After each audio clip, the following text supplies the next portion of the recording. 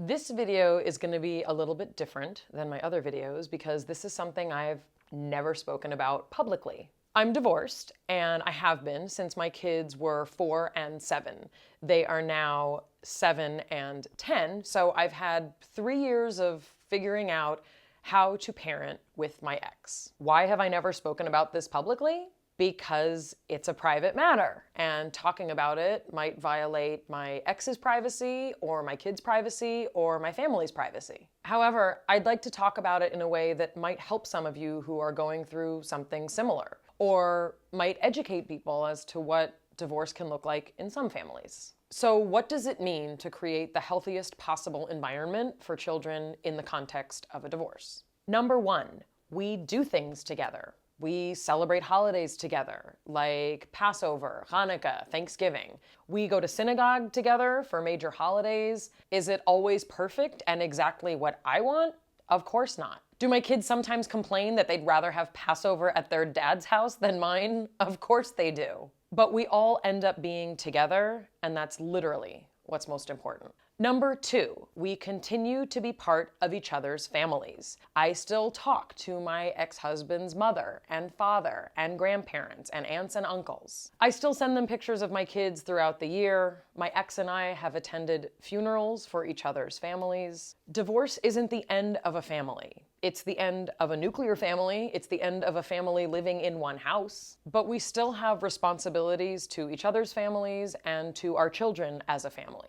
It only strengthens my kids' lives to have all of the people they are related to together for significant events. Number 3, we try to model good behavior. We don't trash talk each other. I don't say, oh, your father's pancakes may be good, but his taste in furniture is horrendous. That's actually not true, but I couldn't think of a better example. And he doesn't say things like, oh, your mom always loses her keys and she's all over the place. And some people think she's unstable. She's really emotional. She cries all the time. Because all of those things are true, but it would not be helpful for my children to hear him say those things about me. Marriage can be really awesome, and it's a lot of work. Being divorced is lame, it's bad, it's not a fun way to raise kids. Things my ex did when we were married that annoyed me then, annoy me still. So why put the effort in? Well, life's not a dress rehearsal. My kids get one chance to be kids, and this is their situation. I have to put them first, because I'm their mom, and he's their dad.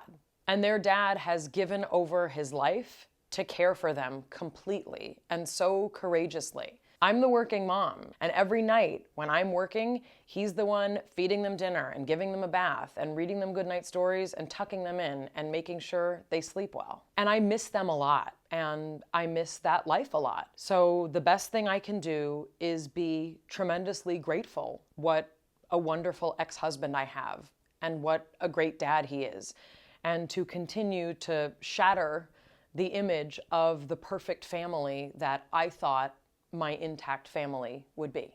We get to make the most of what we have, and in some cases, we get to make the most of what we have left. That's what families do.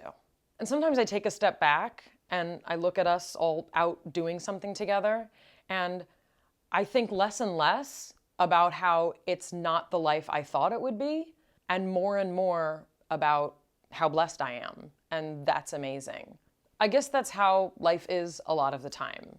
It's not what you'd picture, but the less time you spend wondering what was, what could have been, what might have been, and the more time you spend being present with what is, the bigger the potential for that happiness to grow. I've never talked about this in this way, and I hope I did okay, and I hope it was helpful to you. Thanks for watching.